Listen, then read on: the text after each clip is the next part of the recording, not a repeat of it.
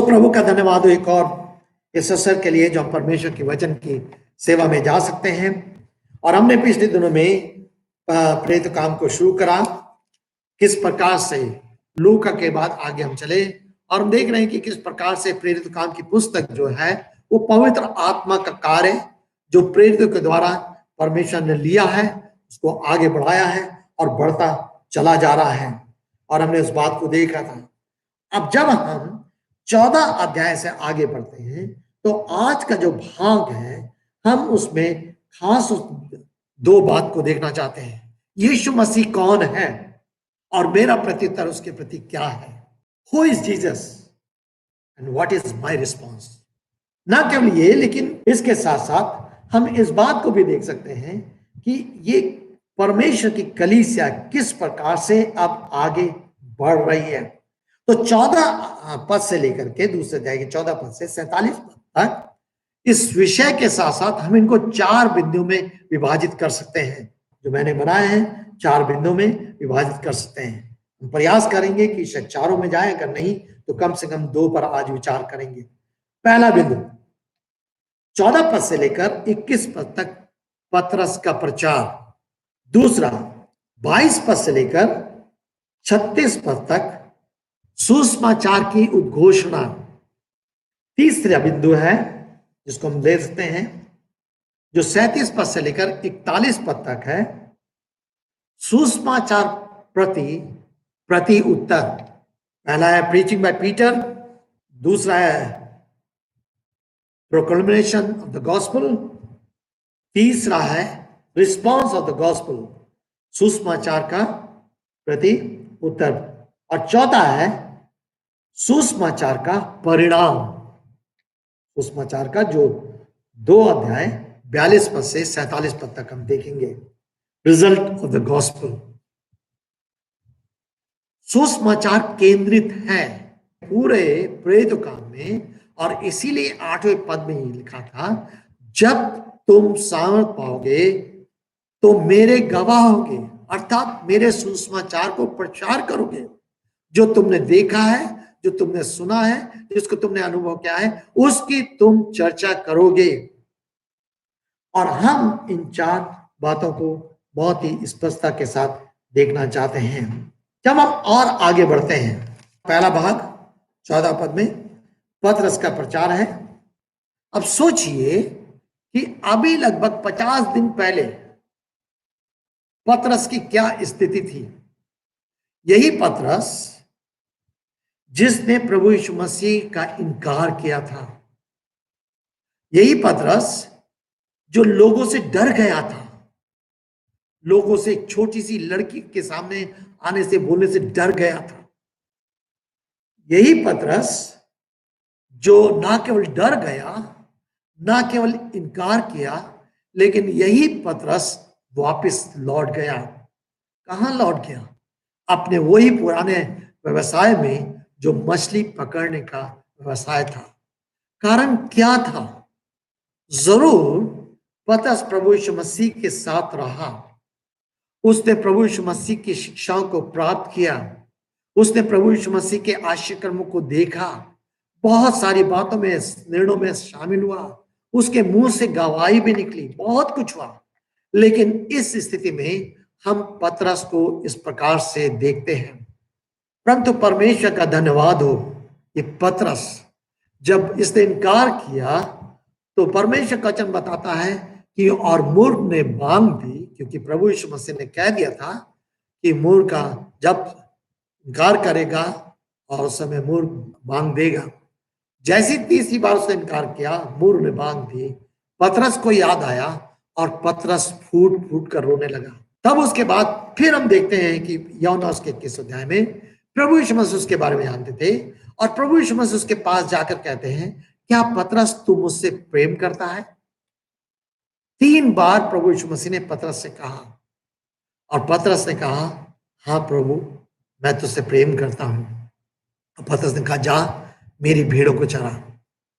और अंत में पतरस तक खुद निराश हो गया। प्रभु ने तीसरी बार कहा तो पतरस ने कहा, प्रभु तू स्वयं ही जानता है।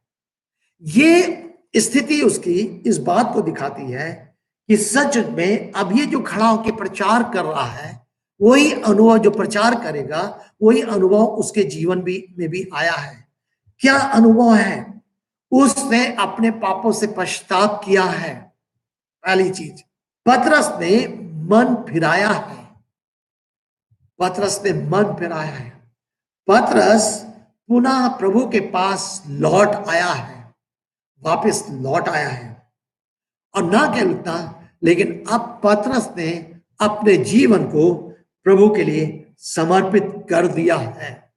और तब परमेश्वर के पवित्र आत्मा की सामर्थ उसको प्राप्त हुआ और वो यीशु का गवाह बना है। मेरे प्रियो, हो सकता है आप बहुत समय से प्रभु यीशु मसीह के साथ चल रहे हो, कलीसिया में जाते हैं, आराधना करते हैं, बाइबल पढ़ते हैं, बहुत सारे आशीष को प्राप्त करते हैं, बहुत कुछ है। लेकिन कौन सा दिन था जब आपने सच्चा पश्चाताप किया था? क्योंकि परमेश्वर का वचन स्पष्ट बताता है कि हम सब ने तो पाप किया था, हम सब तो परमेश्वर से रहित थे। और परमेश्वर का वचन कहता है कि सब ने पाप किया और सब परमेश्वर की महिमा से रहित हैं, और पाप की मजदूरी तो मृत्यु है, परंतु परमेश्वर का वरदान प्रभु यीशु मसीह में अनंत जीवन है। मेरे प्रियो, इस चीज का अनुभव पतरस ने किया था, स्वयं किया था। क्या आपने इसका अनुभव किया है? कौन सा दिन था जब आपने अपने पापों के लिए पश्चाताप किया? कौन सा दिन था जब आपने सच्चे रीति से मन फिराया? हो सकता है आपको सेवा मिल गई, आप सेवा करने लगे, कुछ और नहीं कर सकते थे इसलिए सेवा करने लगे। अगर आज आपके जीवन में खराई नहीं है, सच्चाई नहीं है, समर्पण नहीं है, तो शायद कहीं ना कहीं एक सच्चे पश्चाताप की या मन फिराव की घटी है, कमी है, उसकी आवश्यकता है। काश प्रभु इस दिनों में आपसे व्यवहार करें, आपसे बातचीत करें। जब आप परमेश्वर के वचनों को सुन रहे हैं, व्यक्तिगत से आप परमेश्वर के वचन को पढ़ रहे हैं, परमेश्वर का पवित्र आत्मा आपसे बात करे और आपका जीवन परमेश्वर के साथ एक सही संबंध में स्थापित हो सके। आपको यह अनुभव हो सके कि हाँ, आपने प्रभु के सामने पश्चाताप किया है। आपको अनुभव हो सके कि आपने प्रभु यीशु मसीह के लिए सामने मन फिराया है, आप पुराने जीवन से पूरी रीति से लौट आए हैं। अभी ऐसा नहीं है गंगा गए तो गंगा दास, जमुना गए तो जमुना दास। आपका जीवन पूरी रीति से प्रभु यीशु मसीह के लिए समर्पित है। और यही कारण था कि पतरस को परमेश्वर ने वो सामर्थ दी, और तब पतरस उस सामर्थ को पा करके अब प्रचार कर रहा है। तो 14 पद से लेकर के हम पतरस का पहला प्रचार देखते हैं। पतरस के द्वारा पहला प्रचार है। प्रेरितों काम की पुस्तक में पहले अध्याय से लेकर 12 अध्याय तक हम बार बार पतरस के द्वारा कई सारे कामों को देखते हैं। प्रचार को देखते हैं, आश्चर्य कर्मों को देखते हैं, शिक्षाओं को देखते हैं, निर्माण को देखते हैं, बहुत कुछ देखते हैं। लेकिन 13 अध्याय से लेकर 28 अध्याय तक फिर हम पौलुस के जीवन को देखते हैं। जो चीजें पतरस के साथ हुई, वही चीजें पौलुस के साथ भी होती हैं। सो अब यहाँ पर पहला जो भाग है हमारा, 14 पद से लेकर के 21 पद तक पतरस द्वारा प्रचार, सुसमाचार प्रचार। 14 पद में क्या कह रहा है? परंतु पतरस उन 11 के साथ खड़ा हुआ और ऊंचे शब्द से उपदेश देने लगा। ऊंचे शब्द से उपदेश देने लगा। क्या कह रहा है उस उपदेश में? कह रहा है, हे यहूदियों और यरूशलेम के सब निवासियों, तुम ये जान लो और मेरी बातों को ध्यान पूर्वक सुनो। क्या मतलब उसका ध्यान पूर्वक सुनो? वो एक गंभीर संदेश उनको देना चाह रहा है, एक ऐसा संदेश जो उनके लिए सबसे अधिक महत्वपूर्ण है। वो कोई कथा कहानी नहीं सुना रहा है, कोई केवल और ऐसी बात नहीं सुना रहा है जिसके से लोगों का मनोरंजन हो। मेरे प्रियो, कई बार हमारे सेवक लोग जब प्रचार करते हैं तो उनके प्रचार में वचन कम होता है, कहानी, कथाएं या दूसरी चीजें अधिक होती हैं। और मुझे और आपको सावधान रहना है। लोगों को आवश्यकता है सच्चे वचन की, लोगों को आवश्यकता है शुद्ध वचन की, लोगों को आवश्यकता है कि वो परमेश्वर के वचन को ध्यान से सुने, क्योंकि परमेश्वर का वचन ही लोगों के जीवन को परिवर्तित कर सकता है। क्योंकि परमेश्वर का वचन, परमेश्वर के वचन में सामर्थ है। परमेश्वर के वचन में जीवन है। जब हम आगे बढ़ेंगे हम इस पर और विस्तार से देखेंगे। लेकिन परमेश्वर के वचन में सामर्थ है, परमेश्वर के वचन में जीवन है, परमेश्वर के वचन में अधिकार है। और इसलिए हमें परमेश्वर के वचन को गंभीरता से लेना है, उसकी सेवा गंभीरता से करनी है। और जब आप परमेश्वर के वचन को सुनते हैं, चाहे कलीसिया में बैठकर सुनते हैं, चाहे घर में समय बैठकर सुन रहे हैं, आपको गंभीरता से उसको सुनना और समझना है। अब तो वो कह रहा है 15 पद में, जैसा तुम समझ रहे हो। क्या तुम समझ रहे हो? तुमने इस भीड़ को देखा, तुमने इस हल्ले को सुना, तुमने सब कुछ सुना। तुम अपनी बुद्धि में केवल ये समझ रहे हो कि लोग नशे में हैं। नहीं भाई, ये लोग नशे में नहीं है। तुमको सच्चाई को जानना है, तुमको हकीकत को जानना है, परमेश्वर के सामर्थ को जानना है, परमेश्वर की योजना को जानना है, परमेश्वर के कार्य को जानना है। इसलिए कह रहा तुम ध्यान पूर्वक सुनो। तुम्हारा ध्यान केवल इसी बात में ना रहे क्या कुछ हो रहा है, हल्ला हो रहा है, ये हो रहा है, आवाज सुनाई दे रही है। नहीं नहीं नहीं नहीं, परमेश्वर का वचन तुमसे क्या कहना चाह रहा है। और मेरे प्रियो, कई कलीसियाओं में आज इतना अधिक हल्ला होता है, वो शोरगुल परमेश्वर के वचन को दबा देता है। परमेश्वर ऐसा नहीं चाहता। परमेश्वर हमारा एक तरीके का परमेश्वर है। और इसलिए कह रहा भैया ये नशे में नहीं है। लेकिन जो कुछ भी हो रहा है, जो कुछ भी तुम देख रहे हो, 3 बातें हैं। पहली बात, परमेश्वर का वचन पूरा हो रहा है। दूसरी बात, परमेश्वर की योजना पूरी हो रही है। तीसरी बात, परमेश्वर की भविष्यवाणी पूरी हो रही है। ये 3 बात, जो कुछ तुम देख रहे हो उसको ध्यान से समझो, उसको ध्यान से सुनो। और प्रेरित काम की पुस्तक में हम बहुत ही गहराई से देखते हैं कलीसिया की स्थापना जो है या कलीसिया का जन्म है। मैं बार बार इस बात को बोलता हूं, परमेश्वर के वचन का पूरा होना है। उत्पत्ति उसके 30 अध्याय में परमेश्वर ने 15 पद में सबसे पहले सुसमाचार प्रचार किया था और उसने कहा था ऐसा होगा। उत्पत्ति उसके 12 अध्याय में इब्राहिम से परमेश्वर ने वाचा बांध दी थी और ऐसा कहा था मैं तेरे वंश को बढ़ाऊंगा, वो राज करेंगे। और बहुत कुछ उसने उन प्रतिज्ञाओं में दिया था। वो सब कुछ पूरा हो रहा है। अर्थात उत्पत्ति की पुस्तक से आरंभ से जो बातें लिखी गई थी, परमेश्वर अपने कथन को, अपने वचन को पूरा कर रहा है। परमेश्वर अपनी योजना को पूरा कर रहा है, जो उसकी योजना पूर्वकालीन योजना कलीसिया की थी। परमेश्वर भविष्यवाणी को पूरा कर रहा है। और तब वो आगे चल के कहता है 17 पद में, परमेश्वर कहता है अंतिम दिनों में, तब वो कोट करता है उन स्थलों को जो योएल में है, उन स्थलों को जो योएल की पुस्तक में भविष्यवाणी 2 अध्याय उसके 28 पद से लेकर 32 पद तक में है कि ऐसा होगा, जवान दर्शन पाएंगे, मैं अपना आत्मा उन्हें लूंगा, पुत्र और पुत्रियां नबूवत करेंगी, दर्शन देंगे, वृद्ध जन स्वप्न देखेंगे, दास और दासी पर भी मैं अपना आत्मा को मिलूंगा और रो नबूत करेंगे। अर्थात क्या है, चाहे लड़का हो, लड़की हो, दास और दासी हो, वृद्ध हो, युवा हो, कोई भी हो, वो सबको अपनी कलीसिया में एक करेगा। पवित्र आत्मा का उंडेला जाना एकता का प्रतीक है। पवित्र आत्मा को उंडेला जाना सामर्थ का प्रतीक है, एकता का प्रतीक है और सामर्थ का प्रतीक है। और ये परमेश्वर के वचन के द्वारा पूरा होना है।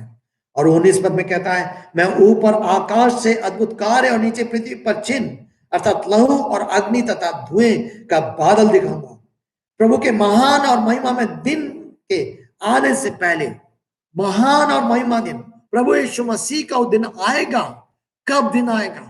अभी प्रभु यीशु मसीह सर पर उठा लिए गए, एक दिन वो आएंगे, आकर के अपनी कलीसिया को ले जाएंगे, अपनी दुल्हन को ले जाएंगे। उसके आने से पहले परमेश्वर अपनी महिमा में बहुत सारे कार्य करेगा, क्योंकि हमारा परमेश्वर महिमा का परमेश्वर है। और ये पहले पद में, पहले भाग में हम इस बात को देखते हैं कि किस रीति से वो परमेश्वर की योजना में कर इन बातों को समझाने का प्रयास कर रहा है।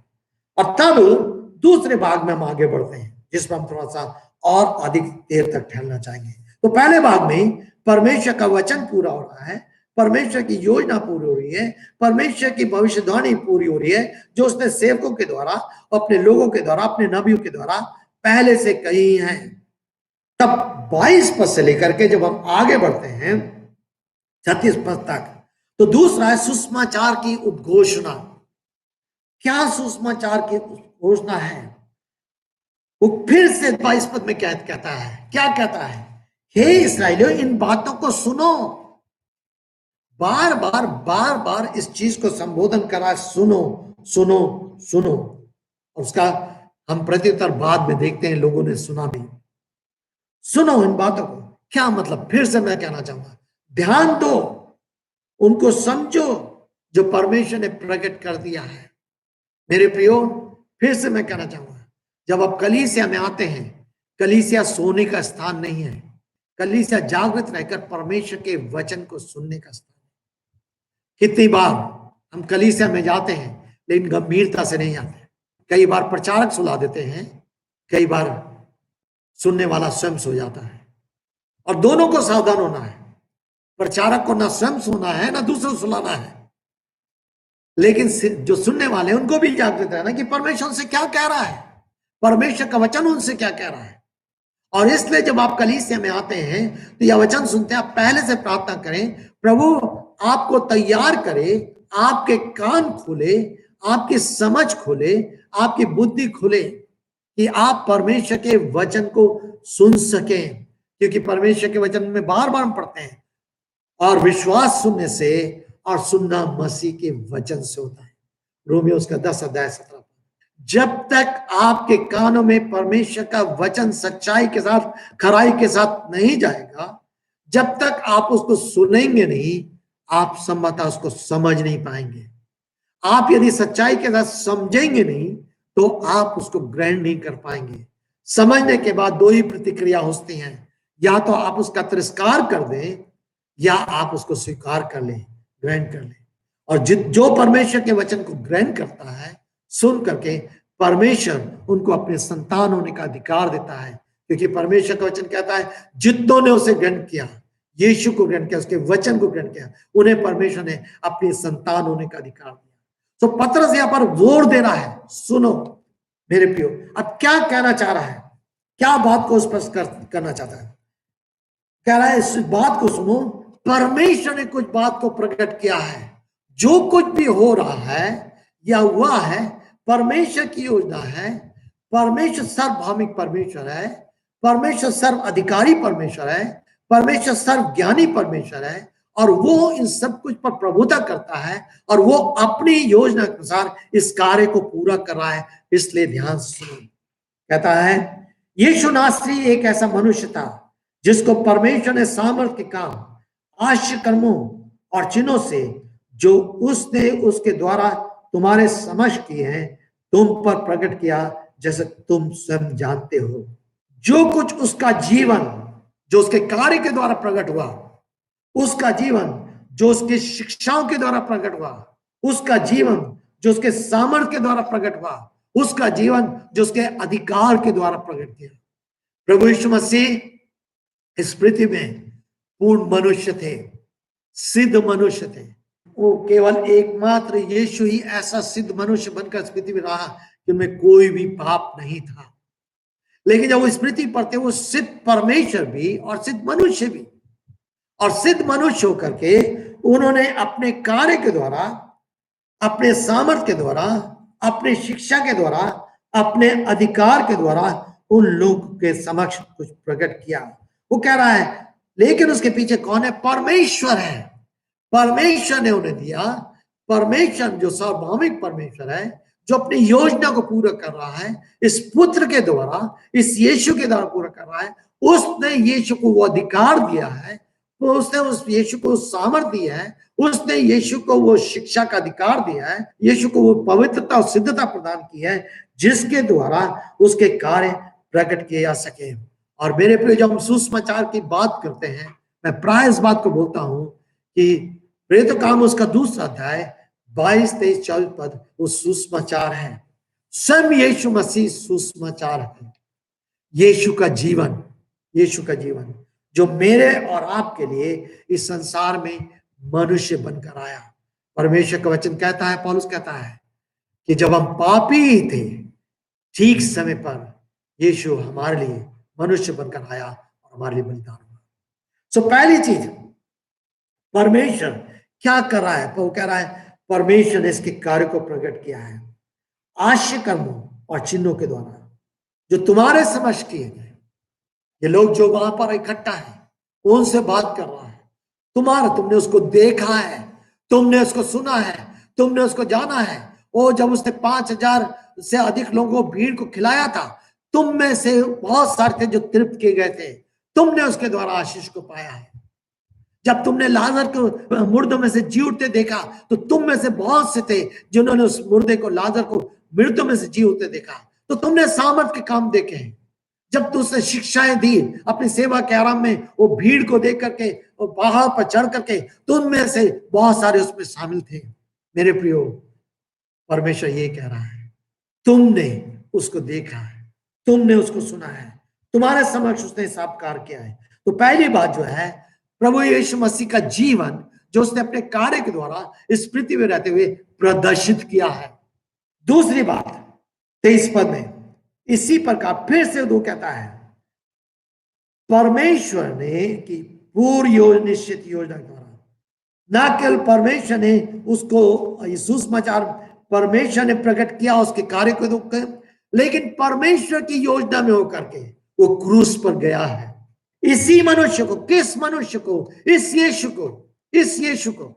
और बार बार इस यीशु को। यीशु कौन है? ये यीशु है जो परमेश्वर की योजना में होकर मनुष्य बनकर इस पृथ्वी पर आया है। ये यीशु कौन है जिसने पवित्र और सिद्ध जीवन व्यतीत किया है? ये यीशु कौन है? ये यीशु वो है जिसने उत्तम शिक्षाएं दी हैं। ये यीशु कौन है? जिस यीशु ने अपने आप को एक पवित्रता के साथ प्रदर्शित करते हुए लोगों के प्रति प्रेम प्रदर्शित किया है। ये यीशु वो है जो परमेश्वर की ओर से भेजा गया है। कह रहा है इसी मनुष्य को जो परमेश्वर की पूर्व निश्चित योजना और पूर्व ज्ञान के अनुसार पकड़वाया गया था। हम बार बार इस बात को दोहरा रहे हैं, जो कुछ भी परमेश्वर ने किया है, कलीसिया की स्थापना है, कुछ भी है, परमेश्वर के पूर्व ज्ञान और उसकी योजना के अनुसार है। कह रहा है क्या हुआ? ज्ञान के अनुसार पकड़वाया गया। तुमने विधर्मियों के हाथों क्रूस पर कीलों से ठुकवाकर मार डाला उस यीशु को तुमने। प्रश्न ये उठता है, क्या यीशु की मृत्यु क्रूस पर जाना मनुष्य के द्वारा था या परमेश्वर के द्वारा था? आपके मन में कई बार विचार आता हो, क्या यीशु की क्रूस पर मृत्यु मनुष्य के द्वारा थी या परमेश्वर के द्वारा थी? उसकी मृत्यु दोनों के द्वारा थी।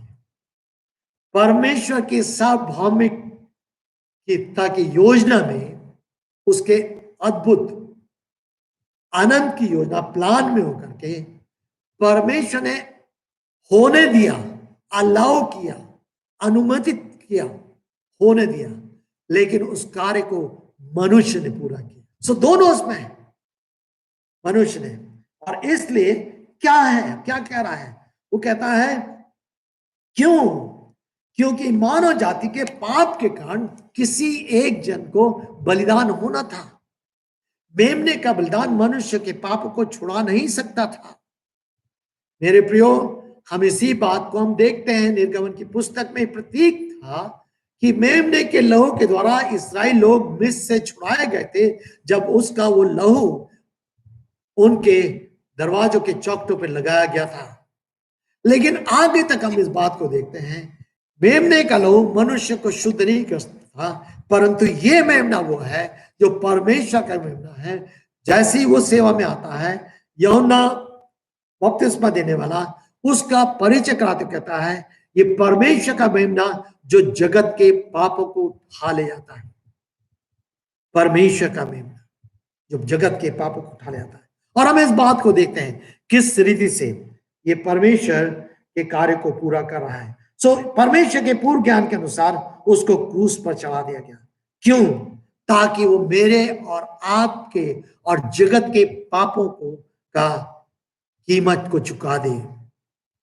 मेरे प्रियो, यदि यीशु मसीह क्रूस पर ना मारा गया होता, यदि उसने अपना लहू ना बहाया होता, यदि उसने अपनी मेरे और आपके लिए कीमत नहीं चुकाई होती, तो मेरे प्रियो, मेरे और आपके लिए ना तो कोई जीवन होता, ना कोई आशा होती, और ना कोई यीशु मसीह की सेवा या उसकी कलीसिया का नामो निशान होता। परंतु परमेश्वर का धन्यवाद हो। तो ये भी परमेश्वर की योजना। परमेश्वर ने क्या होने दिया? परमेश्वर ने प्रकट किया, परमेश्वर ने उसको बलिदान किया। तीसरी बात 24 पद में, परंतु परमेश्वर ने तीनों पद में कौन प्रभुता कर रहा है? परमेश्वर प्रभुता कर रहा है। परमेश्वर ने होने दिया। परमेश्वर ने मृत्यु की पीड़ा को मिटाकर उसे पुनः जीवित कर दिया, क्योंकि मृत्यु के वश में रहना उसके लिए असंभव था। कौन है जो मृत्यु में से निकल कर आया हो? कौन है जिसने संसार में, जिसने मृत्यु पर विजय प्राप्त हुई की हो? कौन है जिसकी कब्र आज खाली दिखाई देती है? कौन है जो मृत्यु के दम को जिसने कुचल दिया हो? वो यीशु है। वो यीशु है। यीशु कौन है? जिसने मृत्यु पर विजय प्राप्त किया। यीशु कौन है? जो परमेश्वर की योजना में भेजा गया है अपने कार्य के द्वारा परमेश्वर की सामर्थ्य को प्रकट करे। यीशु कौन है? वो यीशु जो परमेश्वर की योजना के अनुसार क्रूस पर बलिदान किया गया है, ताकि वो मेरे और आपके पाप की कीमत को चुका दे। यीशु कौन है? जो परमेश्वर द्वारा जीवित किया गया है, ताकि जी उठने के द्वारा मुझे और आपको जीवन प्रदान कर सके। यीशु वो है। और मेरे प्रियो, परमेश्वर का धन्यवाद हो। और तब वो कहता है कि उसने ऐसा किया है, वो जी उठा है, परमेश्वर ने उसको जीवित किया। परमेश्वर ने।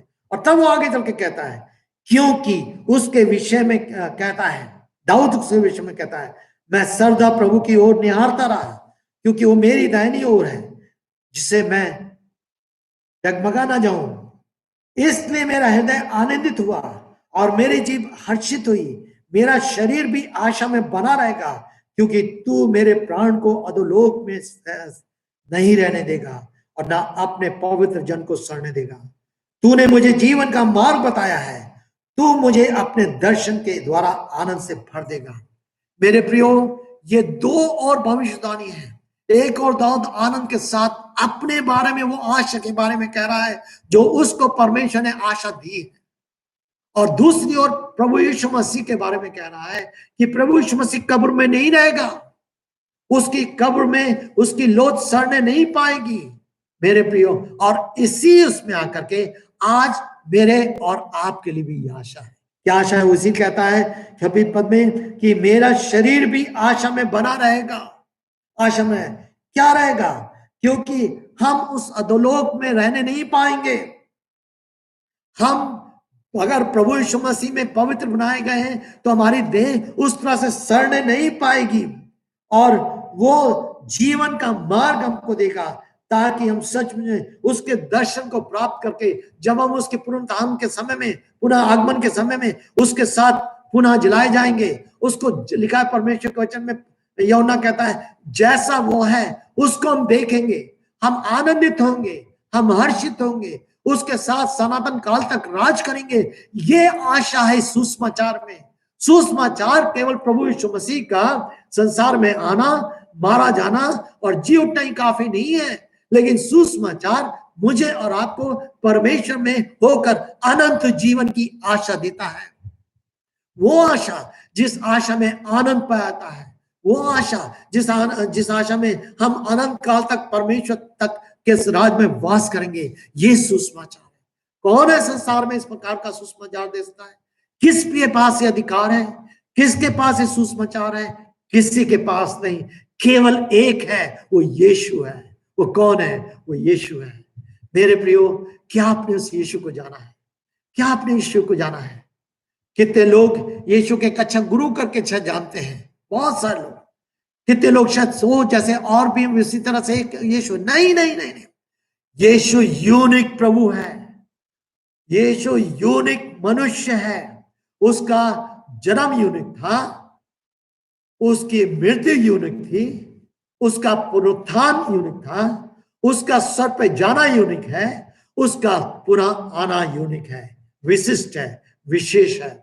संसार में कोई और उसकी तुलना हम नहीं करते। इसलिए हम आनंदित होते हैं, इसलिए हम विश्वास करते हैं, इसलिए हम आनंदित होकर के एक आशा में जीवन व्यतीत करते हैं। चाहे कोरोना हो, चाहे बीमारी हमें ले जाए, चाहे कुछ और हमें ले जाए, घटी हो, विरोध हो, समस्या हो, घटनाएं हो, कुछ भी हो, लेकिन हम जानते हैं इस पृथ्वी पर हमारी देह शायद चली जाएगी, मिट्टी में मिल जाएगी, लेकिन वो हमें सड़ने नहीं देगा, कि उसने हमें एक आशा दी है कि एक दिन हम उसको देखेंगे और उसके आनंद में, उसके साथ आनंद में संभागी होंगे। परमेश्वर की स्तुति और बड़ाई हो। क्या ये आशा आपके पास है? क्या इस आशा के लिए आप प्रतिदिन परमेश्वर का धन्यवाद कर सकते हैं? क्या इस आशा में होकर प्रतिदिन परमेश्वर के साथ और अधिक निकटता में जीवन व्यतीत कर सकते हैं? क्या इस आशा में होकर सच में आप लोगों के साथ सुसमाचार बांट सकते हैं अपने पड़ोसियों के साथ? तुम परेशान मत हो, लेकिन प्रभु यीशु मसीह में आशा है। मेरे प्रियो, ये सच इन दिनों में हम बाहर नहीं निकल रहे हैं, लेकिन शायद आप अपने मित्रों से फोन करते हैं, अपने रिश्तेदारों से फोन करते हैं, और फोन पर भी आप बातचीत कर सकते हैं, आप परमेश्वर के वचन को शेयर कर सकते हैं। क्या सच में?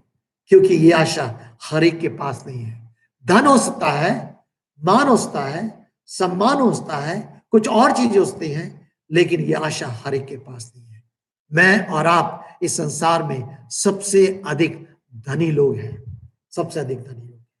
और इसलिए मेरे प्रियो, ये सामर्थ्य जो पतरस को मिल गई, कितने याद के साथ अब वो परमेश्वर के सुसमाचार का प्रचार कर रहा है। अब उसमें आगे चल के और क्या कहता है, वो कुछ और बातों कहता है। वो तब 29 पद में, भाइयों मैं तुम्हें कुलपति दाऊद के विषय में विश्वास पूर्वक कहता हूं कि वो मर गया और दफनाया भी गया, और उसकी कब्र आज तक हमारे यहाँ विद्यमान है, क्योंकि वो एक नबी था जानता था कि परमेश्वर ने उससे शपथ खाई थी कि वो उसका वंश में से किसी एक व्यक्ति को उसके सिंहासन पर बैठाएगा। इसीलिए उसने होने वाली बातों को पहले से देखकर मसीह के पुनरुत्थान के विषय में कहा। वो ना तो अधोलोक में छोड़ा गया और ना ही उसकी देह सड़ने पाई है। इसी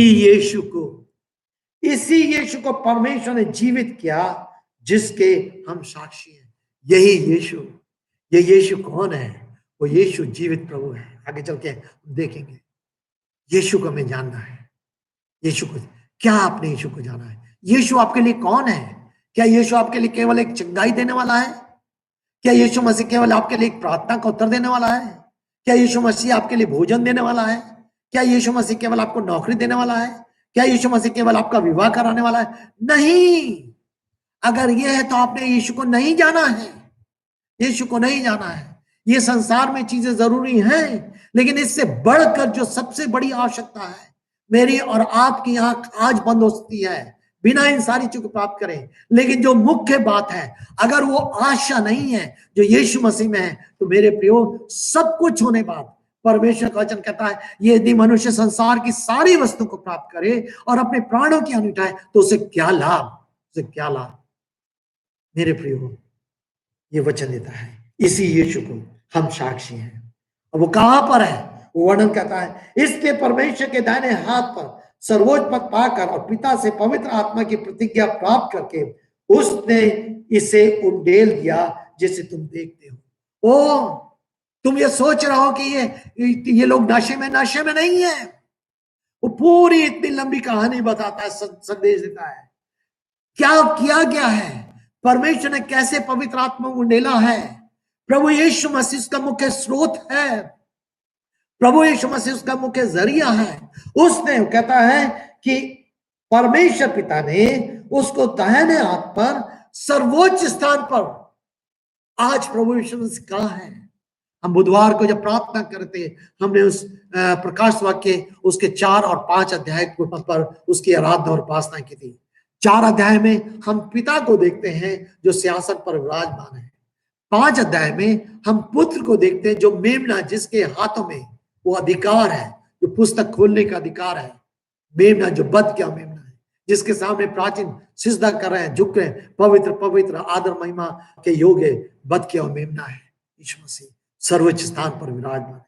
ओ मेरे प्रभु, ना केवल उसको सर्वोच्च स्थान पर, लेकिन एक अधिकार दिया। क्या करा उसने? इस पवित्र आत्मा को की प्रतिज्ञा को प्राप्त करके क्या कर दिया? उंडेल दिया, जिसे तुम देख रहे हो। यीशु ने इस पवित्र आत्मा ने परमेश्वर पिता के अधिकार में, परमेश्वर पिता की सहायता में, योजना में होकर यीशु के द्वारा, इसीलिए प्रभु यीशु मसीह ने कहा था, यदि मैं ना जाऊं, यदि मैं जाऊंगा तो तुम्हारे लिए तुम्हें एक सहायक दे दूंगा, तुम्हें अनाथ ना छोड़ूंगा, मैं अपना आत्मा तुम्हारे मध्य में डालूंगा, भेजूंगा, उसने पहले कहा था। और तब उसके बाद आगे चल के वो क्या कहता है, क्योंकि दाऊद तो स्वयं स्वर पर न चढ़ा, परंतु वो आप ही कहता है, प्रभु ने मेरे प्रभु से कहा, मेरे दाहिने बैठ, जब तक मैं तेरे शत्रु को तेरे चरणों की चौकी ना बना दूं। यीशु मसीह कहां विराजमान है? यीशु मसीह आज पिता के दाहिने हाथ विराजमान है, उस सिंहासन पर विराजमान है। क्यों? एक दिन आएगा जब शैतान की सारी शक्ति कुचल दी जाएंगी। हम जब शैतान के बारे में देखते हैं, परमेश्वर शैतान को गिराता गिराता गिराता चला जा रहा है। अदम की वाटिका में जब उसने पाप, मनुष्य को पाप में गिराया, परमेश्वर ने शैतान को पहली बार वहां से धकेल दिया, वहां से गिरा दिया। तू जीवन पर पेट के बल चला करेगा, मट्टी चाटेगा। फिर क्रूस पर हम देखते हैं, फिर क्रूस पर उसने उसका तमाशा उड़ाया, उसको और नीचे गिराया, और नीचे गिराया। और मेरे प्रियो, वो अपने सामर्थ के द्वारा शैतान को गिराता चला जा रहा है। यद्यपि आज हम उसको कार्य करते देखते हैं, उसकी शक्ति को हम देखते हैं, जो संसार की शक्तियां सामना करती हैं कई बार, लेकिन वो परास्त होता चला जा रहा है। पर एक दिन आएगा जो ये वचन पूरा होगा कि जब तक मैं तेरे शत्रुओं को तेरे चरणों की चौकी ना बना दूं, वो सब प्रभु यीशु मसीह के पांव की चौकी के नीचे, ना कल शत्रु शैतान, लेकिन उसकी सारी फौज नीचे आ जाएगी। वो अधोलोक में डाल दिया जाएगा, उस नरक में जहां हमेशा हमेशा के लिए डाल दिया जाएगा। उस समय आएगा, विजय यीशु मसीह की है, और यीशु मसीह में होकर मेरे और आपकी विजय है। ये यीशु है। तब वो कहता है, इसलिए मेरे भाइयों, तब वो कहता है, इसलिए इस्राएल का संपूर्ण घराना निश्चय जान ले कि परमेश्वर ने उसे प्रभु और मसीह दोनों ही ठहराया, इसी यीशु को जिसे तुमने क्रूस पर चढ़ाया। ये यीशु कौन है? ये यीशु प्रभु है, यीशु मसीह है। इसी यीशु को जिसको तुमने क्रूस पर चढ़ाया, वो परमेश्वर की योजना में मनुष्य बनकर आया था। वो परमेश्वर की योजना में उसने आशिक कर्म किए, सामर्थ के काम किए, शिक्षाएं दी, सब कुछ किया, लेकिन वो क्रूस पर चढ़ाया गया। ये सच है। तुमने सोचा कि तुमने क्रूस पर चढ़ाया है, तुमने अपनी इच्छा के अनुसार अपने उपकार किया, लेकिन परमेश्वर ने दिया, वो क्रूस पर चढ़ाया गया। परंतु इसी यीशु को जिसको तुम सोचते कि तुमने क्रूस पर चढ़ा दिया, और बार बार इस प्रेरितों काम की पुस्तक में आरंभिक कलीसिया के जो प्रचारक थे, प्रेरित थे, उनका विषय यही बना है।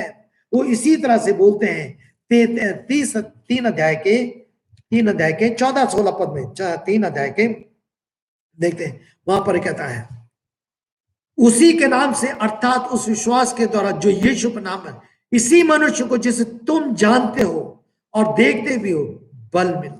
यीशु के नाम पर आगे जाके 4 अध्याय के 10 पद पे, 4 अध्याय के 10 पद कहता है, तुम तो सबको और समस्त इस्राएल के लोगों को मालूम हो, तो तुम सबको और समस्त इस्राएल के लोगों को मालूम हो जाए कि यीशु मसीह नासरी के नाम से, जिसे तुमने क्रूस पर चढ़ाया, जिसे परमेश्वर ने मृत्यु में जिला दिया, तुमने क्रूस पर चढ़ाया, परमेश्वर ने उसको मृत्यु में से जिला दिया। 5 अध्याय 29 पद, 5 अध्याय 29 पद, बार बार हम इस बात को देखते हैं कि किस रीति से परमेश्वर का वचन कहता है, परंतु पतरस और प्रेरित ने उत्तर दिया, हमारे ये मनुष्य के आज्ञा का पालन, परमेश्वर के आज्ञा का पालन करना आवश्यक है। हमारे पूर्वजों के परमेश्वर ने उस यीशु को जिला उठाया, जिसे तुमने क्रूस पर लटका कर मार डाला, जिसे यीशु को तुमने क्रूस पर लटवा कर मार डाला, उसे परमेश्वर ने जिला उठाया। ये यीशु कौन है? ये यीशु परमेश्वर की ओर से भेजा गया है। ये यीशु परमेश्वर की ओर से मेमना है। यीशु परमेश्वर की ओर से प्रभु भी है, मसीह भी है। अब प्रभुता उसकी है, वो मसीह है, मसा किया गया है, मेरे और आपके लिए बलिदान किया गया है, लेकिन अब उसकी प्रभुता भी उसी की है। और इसीलिए फिलिप्पी में पौलुस कहता है कि वो आज्ञाकारी रहा, उसने अपने आप को शून्य किया, आज्ञाकारी रहा, दीन बना और यहां तक आगे करा कि उसने क्रूस की मृत्यु, हाँ क्रूस की मृत्यु सह ली। इसलिए परमेश्वर ने उसको वो नाम, महान नाम दिया जो सब नामों में श्रेष्ठ है, और ये भी अधिकार दिया कि एक दिन हर एक घुटना झुकेगा और हर एक जीव अंगीकार करेगी यीशु मसीह ही प्रभु है, यीशु मसीह प्रभु है। फिलिपियों उसका 2 अध्याय 5 से 8 पद तक। मेरे प्रियो, आज आप क्या समझते हैं? ये पतरस किसका प्रचार कर रहा है? यीशु का प्रचार कर रहा है, जिसको उसने देखा है, जिसको उसने सुना है, जिसने उसके जीवन में कार्य किया है, जिसने उसके जीवन को परिवर्तित किया है, जिसने उसके जीवन को पश्चाताप में ले गया है, उसके जीवन में अपने सामर्थ को प्रदान किया है। और अब ये पतरस खड़ा होकर इन इस्राएलियों के बीच में प्रचार कर रहा है। मेरे प्रियो, ये यीशु हुआ है। आप यीशु को कैसे जानते हैं? फिर से मैं दोहराना चाहता हूं। मेरे प्रियो, यदि परमेश्वर के वचन को आप निरंतर सुनते चले आ रहे हैं और आपके जीवन में परिवर्तन नहीं है, आपका विवेक आपको कायल नहीं करता, आप अपनी आत्मिक स्थिति को नहीं देखते, आप अपने जीवन में पश्चाताप करने के तैयार नहीं है, उस पाप को छोड़ने के तैयार नहीं है, मेरे प्रियो, ये भयंकरता है, भयंकरता है। अपने मनों को कठोर मत करो जैसा मरीबा के दिनों में किया गया था, परंतु उसकी आवाज सुनो आज ही प्रत्युत्तर दो, क्योंकि आज ही उद्धार का दिन है, आज उद्धार का दिन है। मेरे प्रियो, परमेश्वर का धन्यवाद उस यीशु के लिए जिसकी हम आराधना करते हैं, जिसकी हम उपासना करते हैं, जिसके यीशु के नाम से हम परमेश्वर पिता से मांगते हैं, जिस यीशु के सामने एक दिन हम होंगे, जिसको जैसा वो उसको हम देखेंगे और हम आनंद से आनंदित हो जाएंगे। ये हमारी आशा है। आपका यीशु मसीह के साथ संबंध कैसा है? आज से 10 साल पहले, 5 साल पहले, 15 साल पहले भूल जाइए। आज कैसा है? आज आपके लिए यीशु क्या अर्थ रखता है?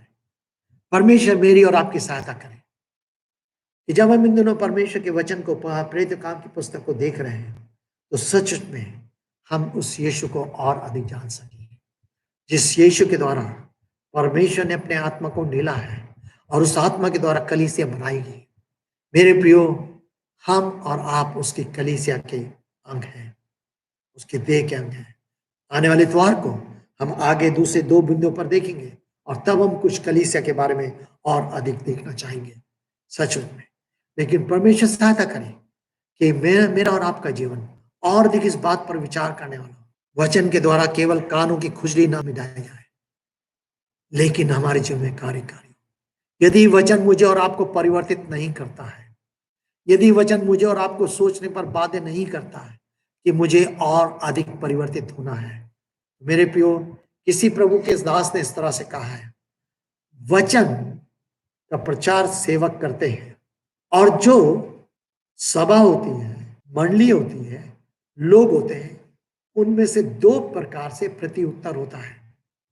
कुछ सकारात्मक करते हैं जो सुनकर स्वीकार करते हैं, कुछ नकारात्मक होते हैं जो सुनकर तिरस्कार करते हैं। जो सुनकर सकारात्मक स्वीकार करते हैं और अपने जीवन में लागू करते हैं, उनका जीवन परमेश्वर द्वारा आशीषित होता है, उनको परमेश्वर प्रतिफल देता है। लेकिन जो सुनकर तिरस्कार करते हैं, उनका जीवन परमेश्वर के सामने न्याय के दिन के लिए और अधिक दंडित होता है, क्योंकि उन्होंने परमेश्वर के वचन का तिरस्कार किया। मेरे प्रियो, काश्य वचन, क्योंकि परमेश्वर के वचन लिखा है और विश्वास सुनने से, सुनना मसीह के वचन, और पतरस कहता है सुनो सुनो। काश प्रभु सहायता करे कि हम कान से सुन सकें, मस्तिष्क से समझ सकें, हृदय से ग्रहण कर सकें, मुंह से अंगीकार कर सकें, जीवन से उसको प्रदर्शित कर सकें, अपने कार्य के द्वारा, अपने त्याग के द्वारा, अपने प्रेम के द्वारा, अपनी सच्चाई के द्वारा, अपनी खराई के द्वारा लोग देख सकें, हाँ हम परमेश्वर के वचन को मानते हैं और यीशु का आदर करते हैं, हम यीशु को जानते हैं। ये कौन है? यीशु कौन है? प्रभु मेरी और आपकी सहायता करें कि मैं भी और आप भी इस बात को कह सकें, यीशु मेरा प्रभु है, यीशु मेरा मसीह है। आइए हम प्रार्थना